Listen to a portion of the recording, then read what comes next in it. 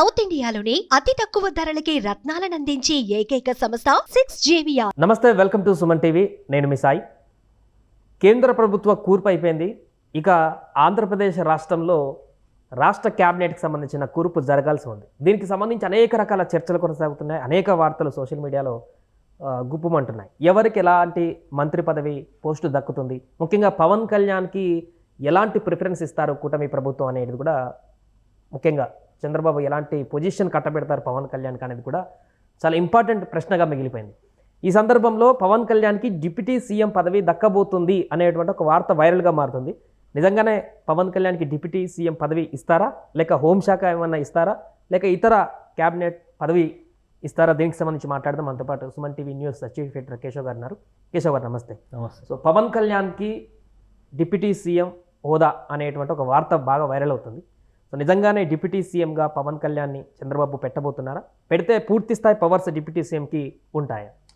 Deputy CM అనేది ఒక position tag మాత్రమే. అది అంటే దానికి ప్రత్యేకమైనటువంటి పదవులు, ప్రత్యేకమైనటువంటి హోదాలు, ప్రివిలేజెస్ అటువంటి ఏమీ కూడా ఉండేది కాదు. కాకపోతే ఏంటంటే మినిస్ట్రీలో మనం 3 వర్గాలుగా మినిస్ట్రీని విభజించుకుంటే, ఒకటి ముఖ్యమంత్రి, రెండవది క్యాబినెట్ స్థాయి పదవులు, తర్వాత సహాయ పదవులు. ఇవి కేంద్ర స్థాయిలో చూసినప్పుడు మనం చూస్తాం. రాష్ట్ర మంత్రులకు వచ్చేసరికి ఏంటంటే అందరూ కూడా ఒకే స్థాయి పదవుల్లో ఉంటాయి. కాకపోతే ప్రాధాన్యం ఉండేటువంటి శాఖలు కొన్ని ఉంటాయి. సో ఆ శాఖను బట్టి ప్రాధాన్యం మారేటువంటి ఛాన్సెస్ ఉంటాయి. ఇక్కడ ఆంధ్రప్రదేశ్లో ఇప్పుడు మనం చంద్రబాబు నాయుడు గారు సీఎం అయితే మిగతా మంత్రుల పదవులు అందరికీ కూడా దాదాపు సమానంగా ఉంటాయి. ఇంకొక కన్సిడరేషన్ ఏముంటుందంటే, లా అండ్ ఆర్డర్, హోమ్ మినిస్ట్రీ ఎవరి కంట్రోల్లో ఉంటే అది సెకండ్ పొజిషన్ కింద, టాప్ పొజిషన్ కింద మనం చూస్తాం. అందుకే ఎక్కువ తెలుగు రాష్ట్రాల ముఖ్యమంత్రి దగ్గర చూస్తూ ఉంటాం. లాస్ట్ 10 ఏళ్లలో అంటే 2014 నుంచి జరిగినటువంటి రాజకీయం మనం చూస్తే కనుక ఏదో ఈ డిప్యూటీ సీఎం పదవి అనేది ఒక ప్రత్యేకమైనటువంటి కిరీటం లాగా, అది పెట్టుకున్న వాళ్ళు ఏదో అద్భుతాలు సాధించేస్తారనేటువంటి ఒక భ్రమ ఉండేది. ఆ భ్రమను ఈ లాస్ట్ 5 ఇయర్స్లో బద్దలు కొట్టేశారు. ఎందుకంటే అంతకు ముందర చంద్రబాబు నాయుడు గారు, ముఖ్యంగా కేసీఆర్ గారి గురించి చెప్పాలి. కేసీఆర్ గారు ఏంటంటే ముఖ్యమంత్రి పదవి దళితులకు ఇస్తారంటే అధికారంలోకి వచ్చిన తర్వాత ఆయనే ముఖ్యమంత్రి పదవిలో కూర్చున్నారు. సో దళితులకి ముఖ్యమంత్రి అనేటువంటి ఒక మాట చెప్పి, మళ్ళీ మైనారిటీలు ఎక్కడన్నా ఇబ్బంది పడతారేమో అని చెప్పని 2 ఉప ముఖ్యమంత్రి పదవులు సృష్టించి ఒక దళితులకి ఒక మైనారిటీలకు ఇచ్చారు. చంద్రబాబు నాయుడు గారి గవర్నమెంట్లో చినరాజప్ప గారికి మాత్రమే ఉప ముఖ్యమంత్రి పదవి ఇచ్చారు. తర్వాత కేఈ కృష్ణమూర్తి గారికి కూడా ఉప ముఖ్యమంత్రి, అంటే రాయలసీమ ఆంధ్ర అన్నట్టుగా ఆయన ఒక ఈక్వేషన్ తీసుకొచ్చినట్టుగా చూపించారు. బట్ ఆ 2 కూడా బీసీ వర్గాలని ఆకట్టుకునేటువంటి క్రమంలో ఒకటి, మరొకటేమో కాపు వర్గాలను ఆకట్టుకునేటువంటి క్రమంలో మరొకటి, ఇట్లా ఒక చర్చ జరిగింది. కాబట్టి జగన్మోహన్ రెడ్డి గారు దాన్ని పతాక స్థాయికి తీసుకెళ్లారు. ఎందుకంటే 5గురికి ఉప ముఖ్యమంత్రి పదవులు ఇచ్చారు. ఎందుకు 4 తీసుకోవడానికి కూడా పనికొచ్చే పోస్టులు కాదు అది. ఎందుకంటే వాళ్ళ శాఖ ఏంటో కూడా తెలియదు. శాఖ ఏంటో కూడా క్లారిటీ లేకుండా ఉప ముఖ్యమంత్రి అని చెప్పిన దానివల్ల ఉపయోగమే లేదు. ఒక మహిళ, ఒక ఎస్సీ, ఒక మైనారిటీ, ఇవన్నీ విచిత్రమైనటువంటి విన్యాసాలన్నీ కూడా అప్పుడు జరిగినాయి క్యాబినెట్లో. ఇప్పుడు ఏంటంటే చాలా క్లియర్గా తెలంగాణలో గవర్నమెంట్ ఫామ్ అయిన తర్వాత రేవంత్ రెడ్డి గారి సర్కార్లో ఉప ముఖ్యమంత్రి పదవి అంటే ఒకరికే ఇస్తే ఆ గౌరవం ఉండదు. అసలు ఉప ముఖ్యమంత్రి పదవే గౌరవం లేని పదవి అనేటువంటి ఆ తెలంగాణ ఉద్యమ సమయంలో చాలామంది కామెంట్స్ చేసి మనం చూసాం. సో అలాంటప్పుడు ఈ 6,000 పదవులు మాకు అవసరం లేదన్న వాళ్ళు వదిలేశారు చాలామంది. తెలంగాణ ఆంధ్ర కలిసినప్పుడు ఉన్న అగ్రిమెంట్ ఏంటి, వీరు ముఖ్యమంత్రి అయితే వారు ఉప ముఖ్యమంత్రి, వారు ఉప ముఖ్యమంత్రి అయితే వీరు ముఖ్యమంత్రి అన్నారు. తర్వాత ఒక 6,000 నాకు అవసరమే లేదని చెప్పని ఉప ముఖ్యమంత్రిగా చేసిన వ్యక్తి కూడా అన్నారు, అవసరం లేదన్నమాట ముఖ్యమంత్రులు కూడా అన్నారు. సో ఇప్పుడు ఈ 10 ఏళ్లలోనే ఈ ప్రయారిటీలు ఎక్కువైనాయి. కాబట్టి పవన్ కళ్యాణ్ గారికి ఉప ముఖ్యమంత్రి అనే ట్యాగ్ లైన్ తగిలించడం వల్ల పెద్దగా ఒరిగే ప్రయోజనం ఏమీ లేదు. చంద్రబాబు నాయుడు గారు గతంలో చేసినట్టుగా 2-3 మళ్ళీ పెట్టకుండా ఒకరినే, ఇక్కడ భట్టి విక్రమార్క గారు ఎట్లయితే ఉన్నారో ఒకరినే శాఖ కూడా కేటాయించారు, ఒకరినే ఇవ్వాలి అనేటువంటి. ఇక్కడ మీరు ఇంకోటి అబ్జర్వ్ చేస్తే, తెలంగాణలో ఉప ముఖ్యమంత్రి అనేటువంటి పొజిషన్ ఇచ్చినప్పటికీ కూడా ప్రజాభవన్ మొత్తం, ప్రగతి భవన్ అంటే సీఎం రెసిడెన్స్ కింద ఏదైతే మొన్నటి వరకు మన్ననలు అందుకుందో ఆ ప్లేస్ మొత్తం కూడా ఆయనకు అప్పగించేశారు రేవంత్ రెడ్డి గారు. సో అది ఒక బ్యాలెన్స్ యాక్ట్ కింద మారింది. రేపు పవన్ కళ్యాణ్ని విపరీతంగా అభిమానించేటువంటి వాళ్ళు కానీ, ఆయన అనుయాయులు కానీ కోరుకునేది ఏంటంటే కూటమిలో ఆ ప్రాధాన్యం తగ్గకూడదు అనేటువంటి అభిప్రాయం. ఒకవేళ లా అండ్ ఆర్డర్, హోమ్ మినిస్ట్రీ ఇచ్చినా కానీ, హోమ్ మినిస్ట్రీ అనేది ఓన్లీ ట్రాన్స్ఫర్లకు ఉపయోగించి లా అండ్ ఆర్డర్ మొత్తం సీఎం కంట్రోల్లో ఉంటే పెద్ద ఉపయోగం ఉండదు. కాబట్టి ఉప ముఖ్యమంత్రి అనేటువంటి పదవి విషయంలో ఒక క్లారిటీ ఉంది ప్రజలకి. చంద్రబాబు నాయుడు గారికి కూడా క్లారిటీ ఉంది, పవన్ కళ్యాణ్ గారికి కూడా క్లారిటీ ఉంది. హోదా విషయం కంటే కూడా బాధ్యతల విషయంలో పవన్ కళ్యాణ్ గారు ఎక్కువ ప్రాధాన్యం ఇస్తారు. నేషనల్ మీడియా ప్రమాణ స్వీకారంలో ఒక నేషనల్ మీడియాతో మాట్లాడుతూ ఆయన ఉప ముఖ్యమంత్రి పదవి పైన ఆసక్తిగా ఉన్నారు. ఆయన అసలు ఉప ముఖ్యమంత్రి పదవి కాదు, ఏ పదవి పైన ఆసక్తిగానే ఉన్నారు. పవన్ కళ్యాణ్ గారు చెప్పిన మాట ఏంటంటే, ఒక్కరోజు కూడా ఆబ్సెంట్ కాకుండా నేను పూర్తి జీతాన్ని తీసుకుంటాను అసెంబ్లీ నుంచి అన్నారు. అంటే ఆయన ఎమ్మెల్యే పదవిని కూడా చాలా అద్భుతంగా నేను చెయ్యాలి అనే పట్టుదలతో ఉన్నటువంటి వ్యక్తి. కాబట్టి ఉప ముఖ్యమంత్రి పైన ఆసక్తి కాదు, అది ఏదో ఇంటర్ప్రిటేషన్లో రాంగ్ ఏమో నాకైతే అనిపించింది. అలానే ఉప ముఖ్యమంత్రి అనేటువంటి మాటను ఉపయోగిస్తూనే ఆయన కోరుకున్నటువంటి కీలక శాఖలు ఇచ్చేటువంటి అవకాశాలు అయితే చాలా స్పష్టంగా కనిపిస్తుంది. చంద్రబాబు నాయుడు గారు కూడా పవన్ కళ్యాణ్ గారి వీళ్ళిద్దరి మధ్య కుదిరినటువంటి అవగాహన కానీ వారిద్దరి మధ్య ఏర్పడినటువంటి సఖ్యత వల్లనే ఈ విజయం, అద్భుతమైనటువంటి విజయం సాధ్యమైంది అనేటువంటి ఆలోచనతో ఉన్నారు. కాబట్టి ఉప ముఖ్యమంత్రి అనేటువంటి హోదాతో పాటు కీలక శాఖలు ఇవ్వడానికి స్కోప్ అయితే గతంలో మంత్రివర్గంలో పనిచేసినటువంటి అనుభవం అయితే పవన్ కళ్యాణ్కి లేదు. సో కాబట్టి అలాంటి కీలక శాఖలు ఇవ్వడం వల్ల తను అది సక్సెస్ఫుల్గా లీడ్ చేస్తారనే అనుమానాలు ఇక్కడ కూడా మళ్ళీ రేవంత్ రెడ్డి గారు చెప్పిన మాటలే గుర్తు చేసుకోవాలి. ముఖ్యమంత్రి పని అంటే ఏంటి, ఒక గుంపు మేస్త్రి పని అని చెప్పారు. నువ్వు ఏ పని చేయాలని పని చేసేటప్పుడు దాన్ని ఆర్గనైజ్ చేసేటువంటి కెపాసిటీ ఉండాలి, దానికి అనుభవమే ఉండాల్సినటువంటి అవసరం లేదు. పవన్ కళ్యాణ్ గారికి కూడా అది సేమ్ వర్తిస్తుంది కదా. ఇప్పుడు ఆయన ఏదో ఎమ్మెల్యేగా మంత్రిగా ఇప్పుడు అలా అనుకుంటే కేంద్ర మంత్రివర్గంలోకి ఫస్ట్ టైమర్స్ని చాలా మందిని తీసుకున్నారు. ఆంధ్రప్రదేశ్ నుంచే ఇద్దరు ఉన్నారు కదా.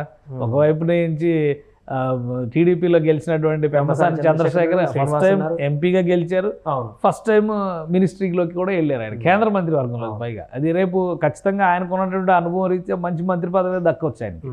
అలానే ఇప్పుడు శ్రీనివాస్ వర్మ ఉన్నారు, ఆయన ఎక్కడ అసలు ఏ పొజిషన్ చేయలేదు కదా, ఒక కనీసం లోకల్ బాడీ ఎలక్షన్స్లో కూడా గెలవలేదు కదా ఆయన.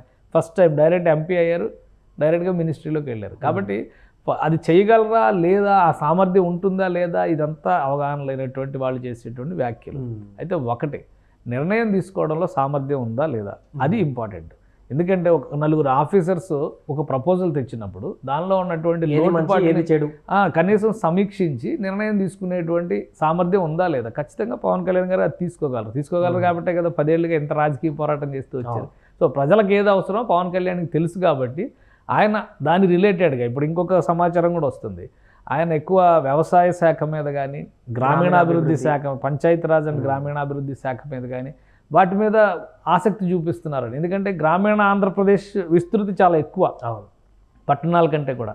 ఈవెన్ మున్సిపల్ అడ్మినిస్ట్రేషన్ కూడా అడగొచ్చేమో, ఎవరు కాదన్నారు. ఇప్పుడు ఆ మినిస్ట్రీలో ఇప్పుడు మంత్రివర్గంలో ఉండేటువంటి కీలక శాఖలు ఒక 8 నుంచి 10 శాఖలు ఉన్నాయి.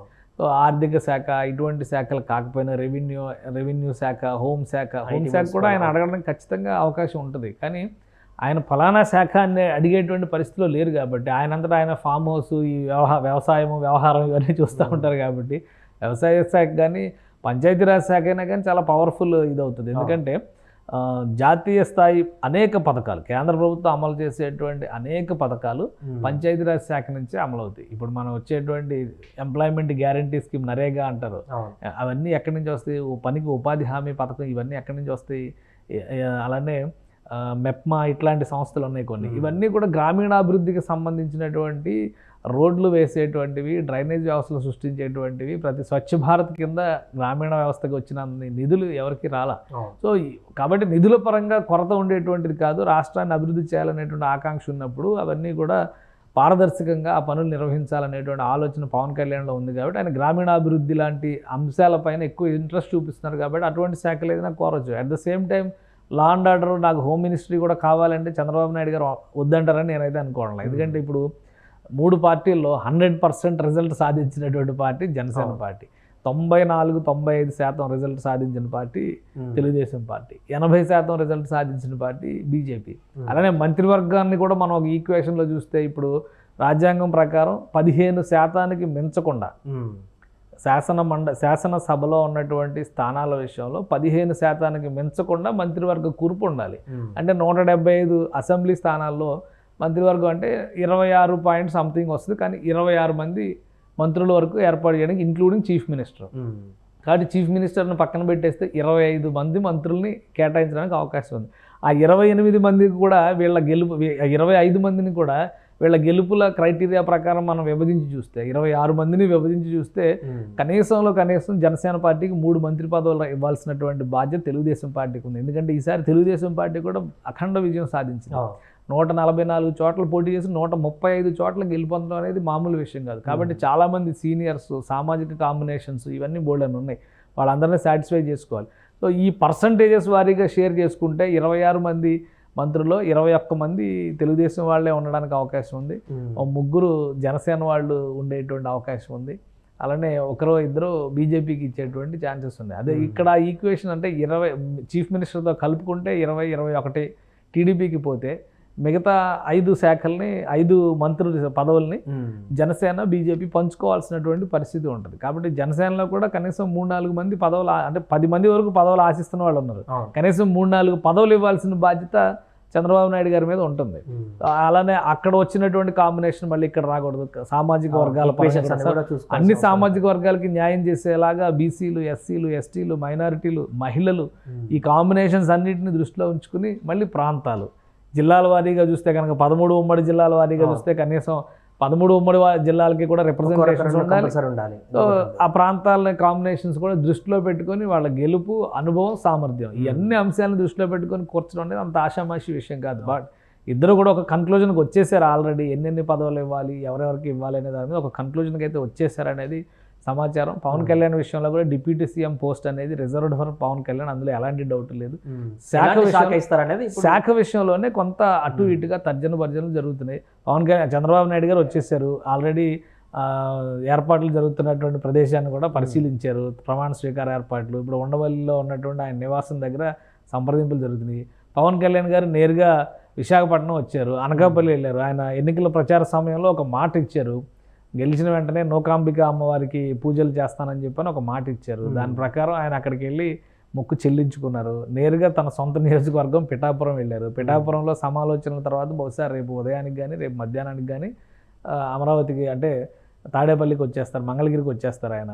సో ఆ సందర్భంలో వీళ్ళ మధ్య ఫైనల్ చర్చలు జరిగేటువంటి రేపు సమావేశం ఉంది, రేపు భాగస్వామ్య పక్షాల సమావేశం ఉంది. వీళ్ళందరూ కలిసి శాసనసభాపక్ష నేతను ఎన్నుకోవాలి. సేమ్ ఢిల్లీలో ఎట్లా ఉందో ప్రాసెస్ ఎట్లా ఉందో సేమ్ అదే ప్రాసెస్ ఇక్కడ కూడా అమలు చేస్తున్నారు. 3 పార్టీలకి గెలిచినటువంటి ఎమ్మెల్యేలు అందరూ కలిసి శాసనసభాపక్ష, ఒక తెలుగుదేశం ఎన్నుకునేటువంటి ముఖ్యమంత్రి కాదు, ఇది కూటమి ముఖ్యమంత్రి అనేటువంటి క్లారిటీ ఇస్తున్నారు. ఎందుకంటే గత ఎన్నికల్లో మనం చూస్తే 2014 ఎన్నికల్లో చూస్తే బీజేపీ గెలిచిన సీట్లు 4, అందులో 2కి మంత్రి పదవులు దక్కినాయి. సో అక్కడ కూటమి అనేటువంటి కాంబినేషన్ పెద్దగా కనిపించాల, ఇక్కడ కనిపిస్తుంది. తెలుగుదేశం పార్టీ 135 స్థానాల్లో గెలిచినా కానీ 21 మంది జనసేన సభ్యులు కనిపిస్తున్నారు, 8 మంది బీజేపీ సభ్యులు కనిపిస్తున్నారు, 11 మంది మినహా మిగతా అందరూ కూడా అధికార పక్షం వాళ్ళే కనిపిస్తున్నారు. కాబట్టి ఒక ఐక్యత చూపించాలనేటువంటి ఉద్దేశంతో అందరూ కలిసి కూటమి మీటింగ్ పెడుతున్నారు. కూటమి పక్షాన శాసనసభాపక్ష నేతగా చంద్రబాబు నాయుడిని ఎన్నుకుంటారు. ఆ రిప్రజెంటేషన్ గవర్నర్ గారికి అందిస్తారు. అది వెంటనే ప్రమాణ స్వీకారం మరుసటి రోజుకి ప్రణాళిక సిద్ధమవుతుంది. కాబట్టి సాయంత్రానికి మంత్రి పదవులు, పోస్టుల విషయంలో కూడా శాఖల కేటాయింపు పైన స్పష్టత రాపోయినా కానీ ఎవరెవరు మంత్రివర్గంలో ఉంటారనే అంశంపైన అయితే స్పష్టత వచ్చేసే అవకాశాలు ఎక్కువగా ఉన్నాయి. Right sir. సో మొత్తానికి అది ఆంధ్రప్రదేశ్ క్యాబినెట్ కూర్పుకు సంబంధించి తాజాగా కొనసాగుతున్నటువంటి చర్చ ఇది. పవన్ కళ్యాణ్కి డిప్యూటీ సీఎం పదవి ఇవ్వబోతున్నారనేటువంటి ఒక వార్త వైరల్గా మారుతుంది. నిజంగానే డిప్యూటీ సీఎం పదవి పవన్ కళ్యాణ్కి కట్టబెడితే దానికి ఎలాంటి పవర్స్ ఉంటాయి, దాన్ని ఏ రకంగా ముందుకు తీసుకువెళ్తారనేది వేచి చూడాల్సిన అవసరం ఉంది. సుమన్ టీవీలో మీ పర్సనల్ అండ్ బిజినెస్ ప్రమోషన్స్ కోసం కింది నెంబర్కి కాంటాక్ట్ చేయండి.